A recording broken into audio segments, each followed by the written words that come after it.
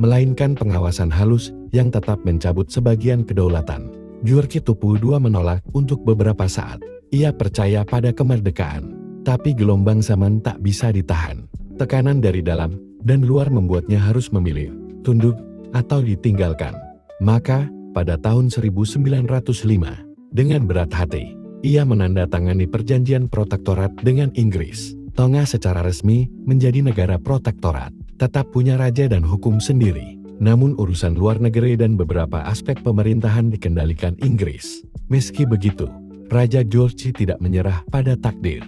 Ia berusaha memperbaiki pemerintahannya. Ia membentuk Dewan Menteri yang lebih profesional, memperbaiki administrasi kerajaan, dan memperkuat sistem hukum. Ia juga mendorong pendidikan dan pengaruh Gereja Wesleyan sebagai tulang punggung moral bangsa.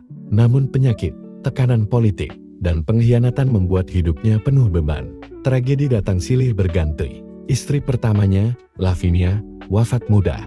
Ia menikah lagi dengan putri bangsawan bernama Anasini Takib, namun hanya menghasilkan anak-anak yang meninggal dalam usia dini. Di tengah semua itu, ia tetap mendidik putrinya, Charlotte, dengan keteguhan menyadari bahwa gadis itu bisa menjadi penyelamat monarki kelak. Tahun-tahun terakhir, hidupnya diwarnai kelelahan. Rakyat mulai kehilangan kepercayaan. Inggris makin mencampuri urusan dalam negeri.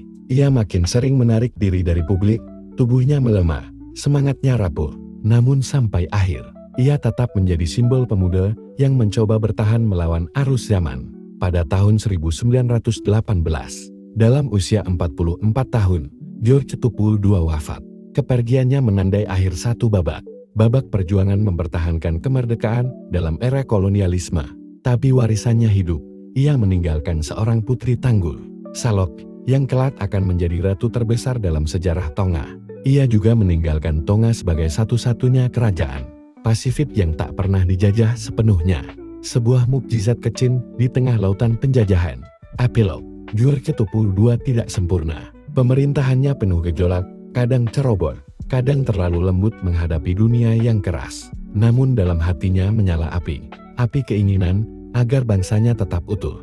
Bangsanya tetap berdaulat meski harus menunduk sementara. Ia hidup sebagai raja di zaman peralihan, di antara gelombang tradisi dan badai kolonialisme. Dan dalam badai itu, ia tetap berdiri meski goyah sebagai penjaga mahkota dan tanah airnya. Bab 2. Warna-warna di balik mahkota. Setelah kematian Lavinia Fayongo, duka menyelimuti istana. George II yang selama ini tampak kokoh dalam perannya sebagai pemimpin,